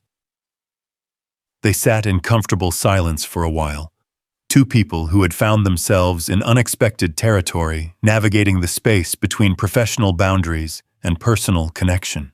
Around them, the dojo held its usual peace, but tonight it felt different, less like a temple to perfection, and more like a sanctuary for growth.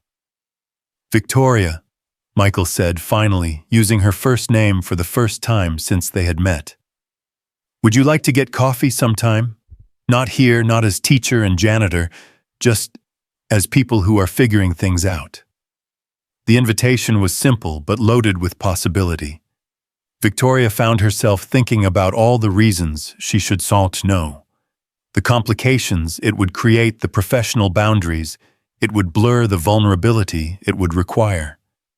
Instead, she heard herself saying, I'd like that very much. As they prepared to leave that night, Noah and Emma approached with a joint creation, an origami sculpture that seemed to be part crane, part dragon, part abstract representation of flight itself. It was unlike anything Victoria had seen before, a collaboration that transcended individual technique to create something entirely new. This is for you, Noah said, offering the sculpture to Victoria, for being willing to learn new things. Victoria accepted the gift with hands that trembled slightly. It's beautiful. What do you call it? A hope bird, Emma replied matter-of-factly. It's for when you're ready to try flying, but you need something to help you remember you have wings.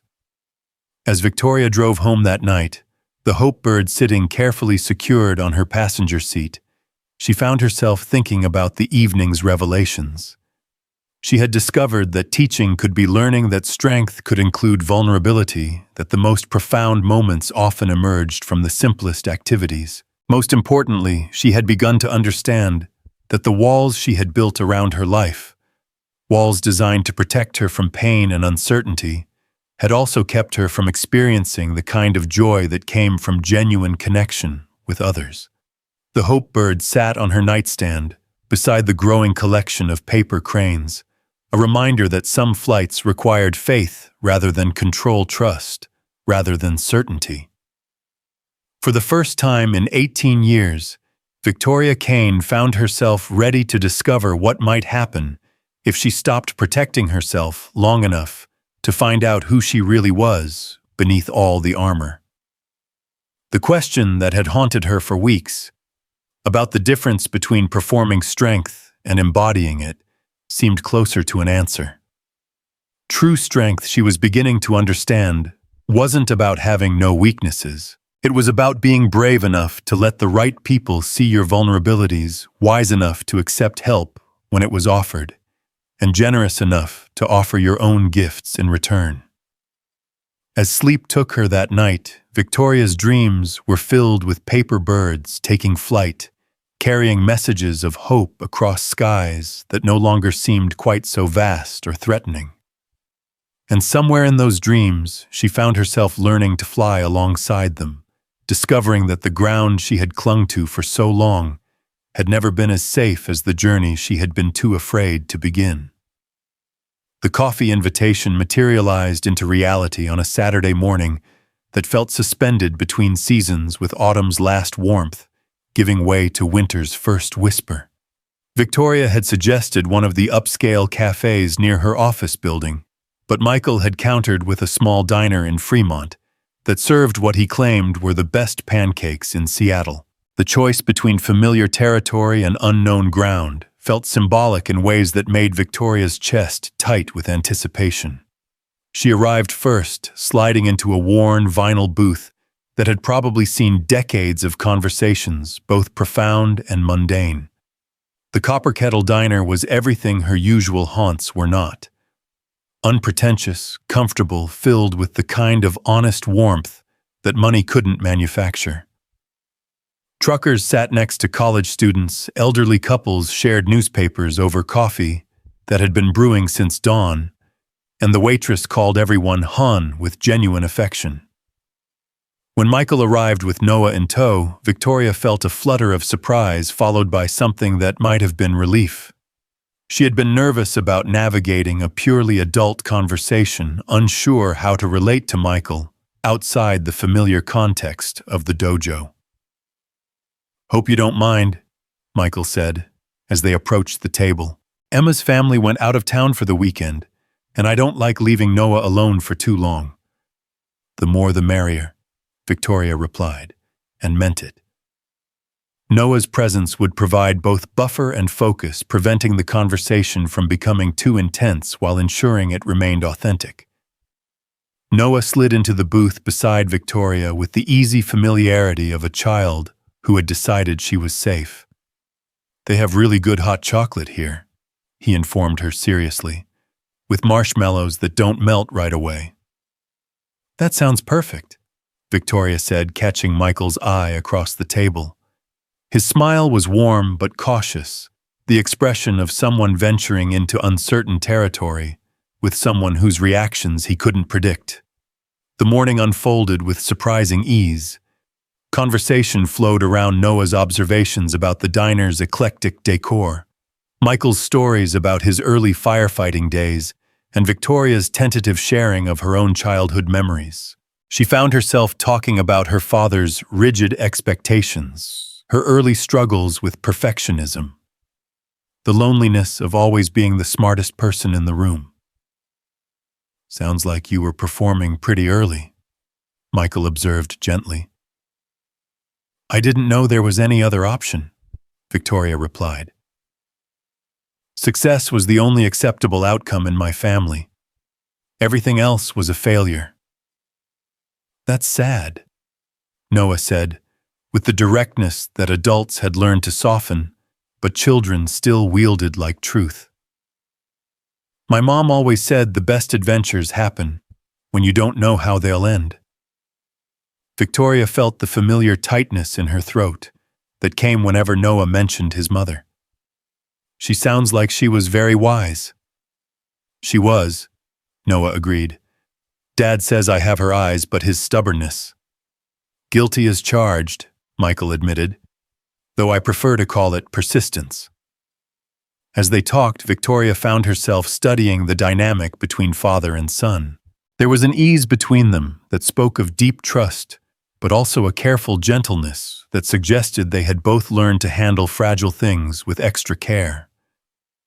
Michael's attention to Noah was complete, but never smothering, guiding, without controlling, protecting, without overprotecting. "Can I ask you something?" Victoria said to Michael during a lull in conversation. "How do you do it? Balance everything, I mean. Work, parenting, your own healing. It seems impossible."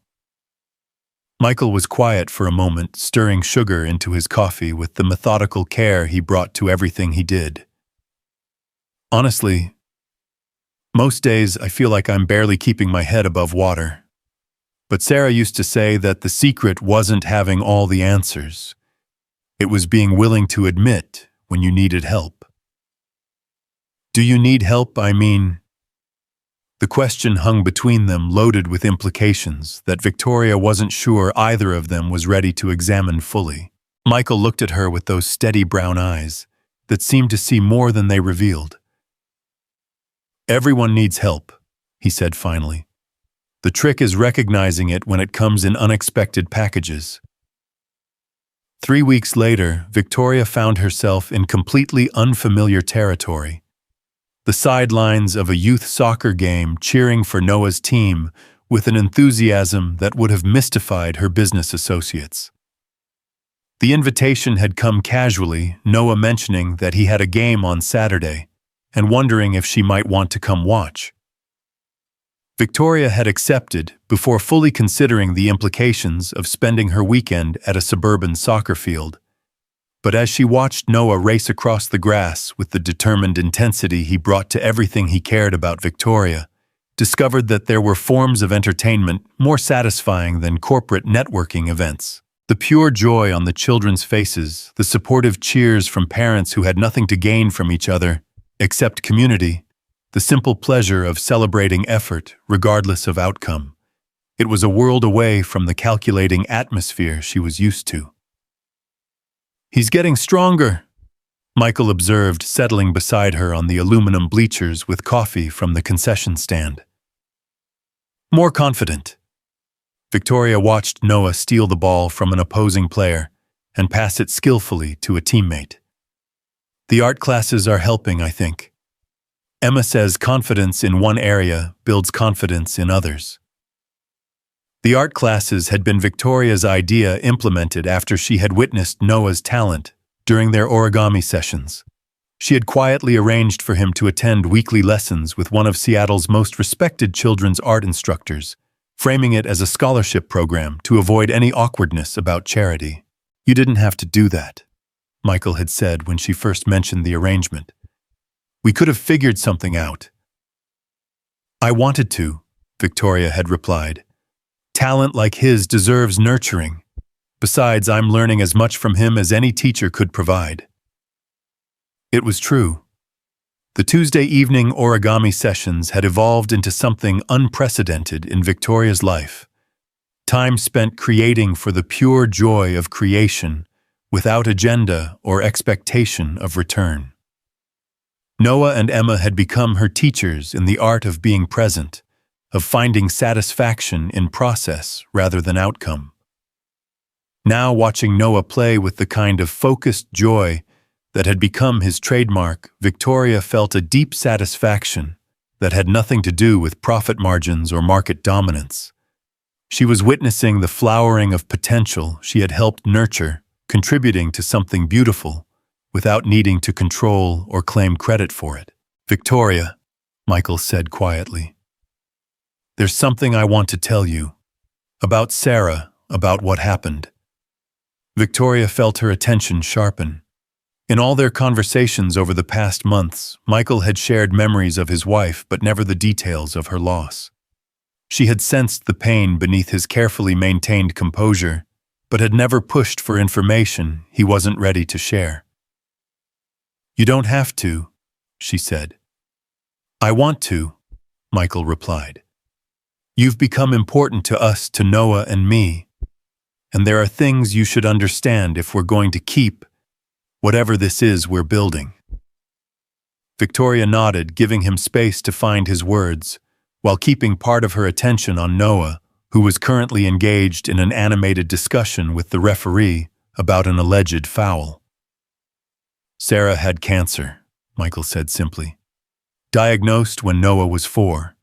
We had 2 years to say goodbye, which was a gift and a curse at the same time. Long enough to prepare him as much as any child can be prepared, but also long enough to watch her fade away piece by piece." Victoria felt her chest tighten with sympathy and recognition. She understood now why Michael moved through the world with such careful attention to the present moment, why he treated each day with Noah as precious and finite. "The last few months were the hardest," Michael continued. "She was in so much pain, but she kept folding cranes for Noah, kept creating beauty even when everything hurt. She said she wanted to leave him with as much light as possible to balance out the darkness of losing her. She succeeded, Victoria said softly. Noah carries that light with him everywhere. Most days I think so, Michael agreed. But sometimes I wonder if I'm enough, if I can give him everything he needs to grow into the person she would have wanted him to become. Victoria thought about the boy on the soccer field, his combination of artistic sensitivity and quiet strength, his ability to see clearly and speak truth without cruelty. Michael, you're raising an extraordinary human being. Sarah would be proud of both of you. Some days I feel her approval, Michael said. Other days I feel like I'm fumbling in the dark, making it up as I go along. Maybe that's what good parenting looks like, Victoria suggested. Caring enough to worry, being brave enough to try, staying open enough to learn. Michael looked at her with surprise. You sound like you've given this a lot of thought. Victoria realized she had. Over the past months, watching Michael navigate fatherhood with such intentional care had made her examine her own relationship with guidance and growth. She had begun to understand that leadership, whether of a child, a company, or oneself, wasn't about having all the answers, but about creating space for others to find their own. I've been learning from a very good teacher, she said. The game ended with Noah's team winning 3-2, a victory that prompted celebration in the form of ice cream from a nearby truck. As Victoria watched Noah accept congratulations from teammates and parents with the kind of gracious joy that suggested solid self-esteem, she felt a deep satisfaction that had nothing to do with her own achievements. Ms. Kane, Noah said, approaching with chocolate ice cream decorating his smile. Will you come to our art show next month? Emma and I both have pieces in it. I wouldn't miss it, Victoria replied, meaning it completely. The art show held in the community center where Noah and Emma took their weekly classes was unlike any cultural event Victoria had ever attended. The walls were covered with the uninhibited creativity of children aged 5 to 16 works that prioritized expression over technique, joy over perfection. Parents and siblings crowded the small space, voices overlapping in excitement and pride. Victoria found Noah's contribution near the center of the main wall, a mixed media piece that combined painting, collage, and origami elements to create a landscape that seemed to exist halfway between reality and dreams. At the center of the composition, a paper crane soared above rolling hills that were made from torn magazine pages and watercolor washes. It's called Finding Home, Noah explained, appearing at her elbow with Emma close behind. It's about how home isn't just a place, but also the people who understand you. Victoria studied the piece more closely, noting the careful placement of each element, the way the crane seemed to be both departing from and arriving at the landscape below. It's beautiful, Noah, and very wise. Emma helped with the technical stuff, Noah said generously. But the idea came from watching you and Dad learn to be friends. The observation hit Victoria unexpectedly. In the months since their first coffee meeting, her relationship with Michael had evolved into something she struggled to define. It was deeper than friendship, but more complex than romance, built on shared concern for Noah, but extending into areas of mutual support and understanding that neither of them had expected.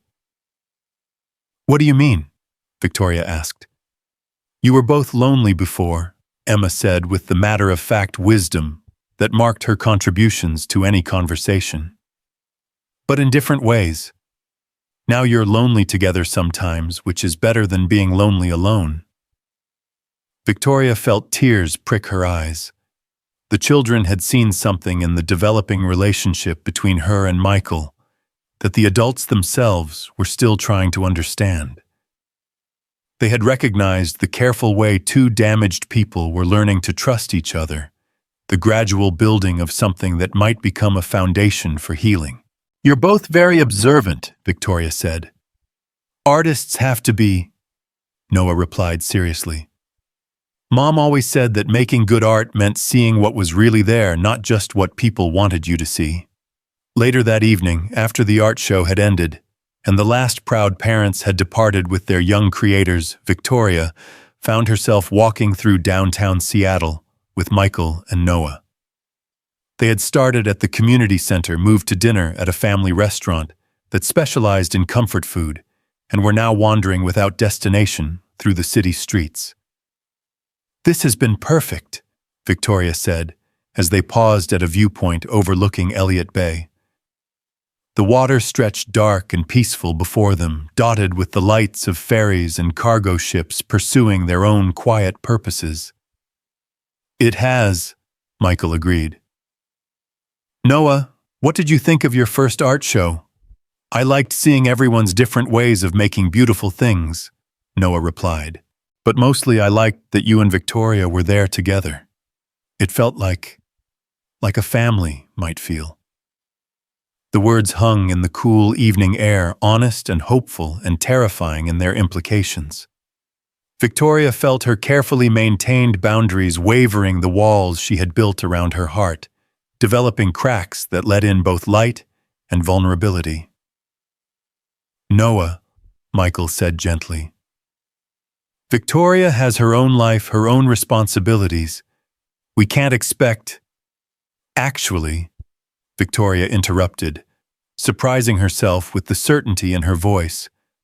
I've been thinking about that, about life and responsibilities and what really matters. She turned to face them both, these two people who had somehow become central to her existence without her quite noticing when it happened. I've spent 18 years building a life that looks impressive from the outside, but feels empty on the inside. Perfect achievements, perfect control, perfect isolation. Victoria, Michael started, but she held up a hand. Let me finish, she said. You've both taught me things I never knew I needed to learn. About strength that doesn't require armor, about success that doesn't require defeating others, about love that makes you bigger instead of smaller.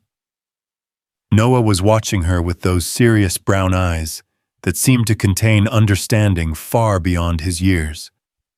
Michael's expression was carefully neutral, the look of someone afraid to hope for something he wanted too much. What I'm trying to say, Victoria continued, is that I don't want to go back to the life I had before I met you.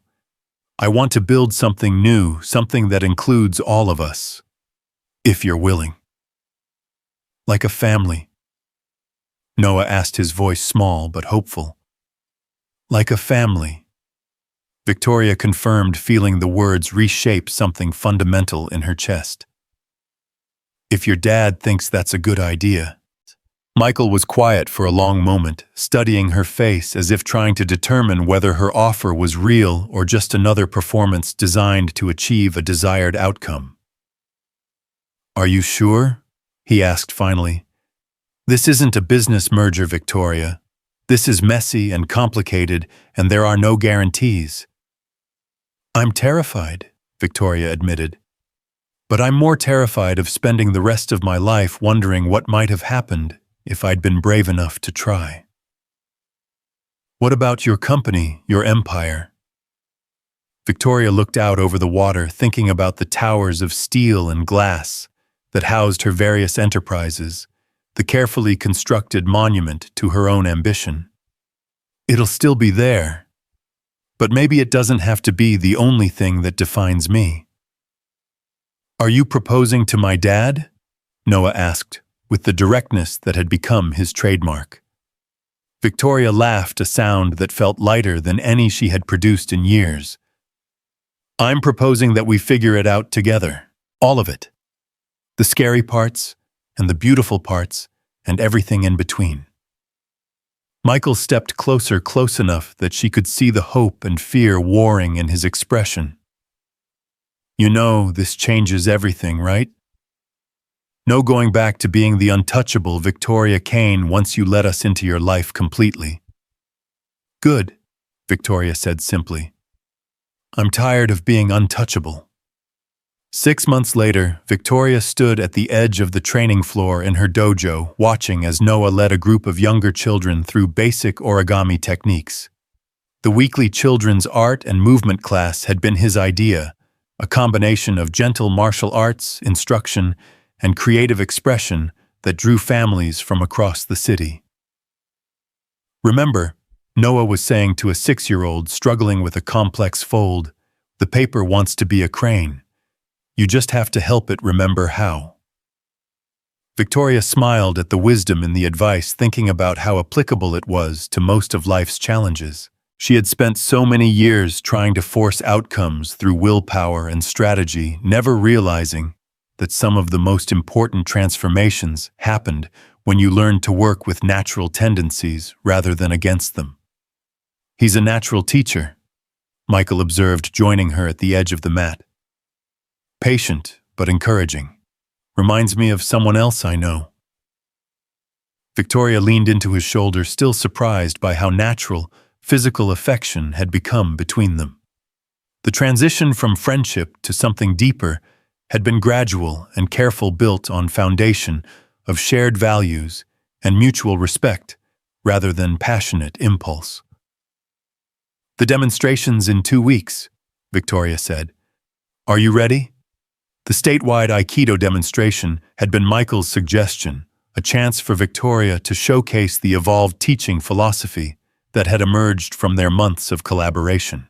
Instead of focusing purely on technical mastery, their demonstration would emphasize the integration of martial arts principles with creative expression, mindfulness with practical application. "As ready as I'll ever be," Michael replied. "Though I still think you're crazy for agreeing to this." "Probably," Victoria agreed. "But it's the good kind of crazy. The kind that leads to growth instead of stagnation." They had been planning the demonstration for months, working together to create something that honored traditional Aikido while incorporating the lessons they had learned about presence, creativity, and authentic strength. It would be Victoria's most public statement about the changes in her approach to martial arts and, by extension, to life itself. "Besides," Victoria added, "we've got the best secret weapon in the business." She nodded toward Noah, who was now helping the children arrange their completed cranes into a collective sculpture. His natural ability to see creative possibilities in technical challenges had become an integral part of their teaching methodology. The day of the demonstration arrived with the kind of perfect autumn weather that made Seattle's reputation for rain seem like deliberate misdirection. The venue was packed with martial artists from across the Pacific Northwest, many of whom had come specifically to see what Victoria Kane had been developing in her increasingly famous Tuesday evening sessions. Backstage, Victoria felt the familiar pre-performance butterflies that had accompanied every major presentation of her life. But tonight, the nervousness felt different. Less about fear of failure and more about excitement for the possibility of sharing something meaningful. "You've got this," Michael said, checking the ties on his GI one final time. "Just remember what we practiced. Trust the process, stay present, let the techniques emerge naturally." Victoria nodded, thinking about how different this felt from the rigid demonstrations of her past. Tonight, instead of showcasing perfect execution of predetermined forms, they would be having a genuine conversation, through movement responding to each other's energy in real time. Places everyone called the event coordinator. As they walked onto the demonstration floor, Victoria caught sight of Noah in the front row of the audience, sitting between Emma and her mother. He held up a small origami crane, rainbow-colored his latest technical achievement, and mouthed "good luck" with the kind of confident smile that suggested he had no doubt about the outcome. The demonstration began with individual kata, each participant moving through solo forms that showcased their technical foundation. Victoria's performance was crisp and controlled the product of 18 years of dedicated training.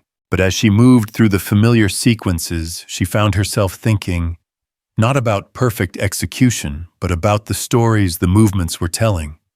Then came the partner work, the real test of everything they had been developing together.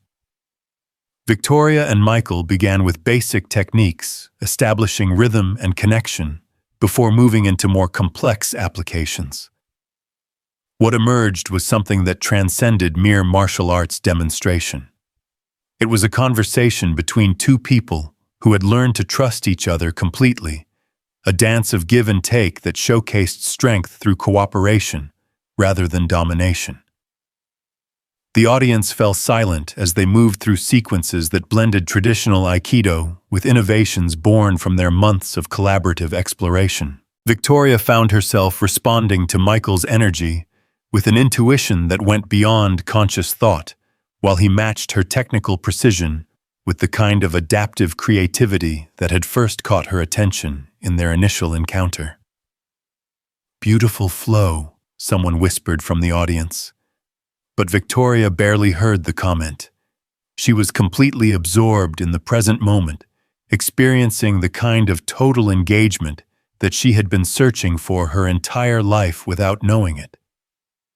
This was what Michael had meant about fighting from experience rather than textbook knowledge. This state of complete presence where technique and intuition merged into something greater than either could achieve alone.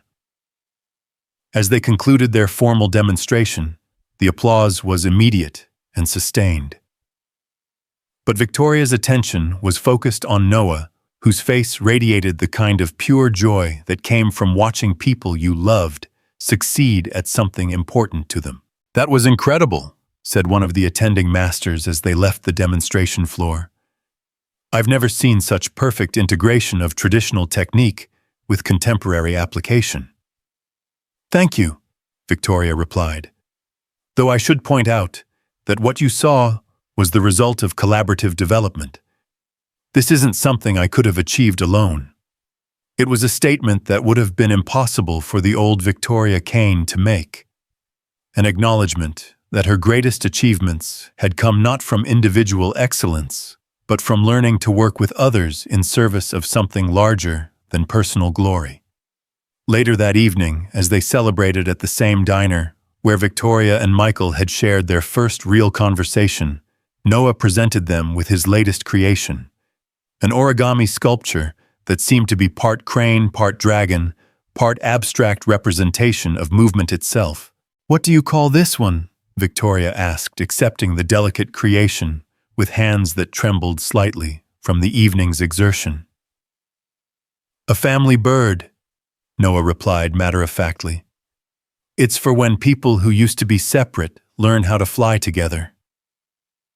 Victoria felt tears prick her eyes as she studied the sculpture.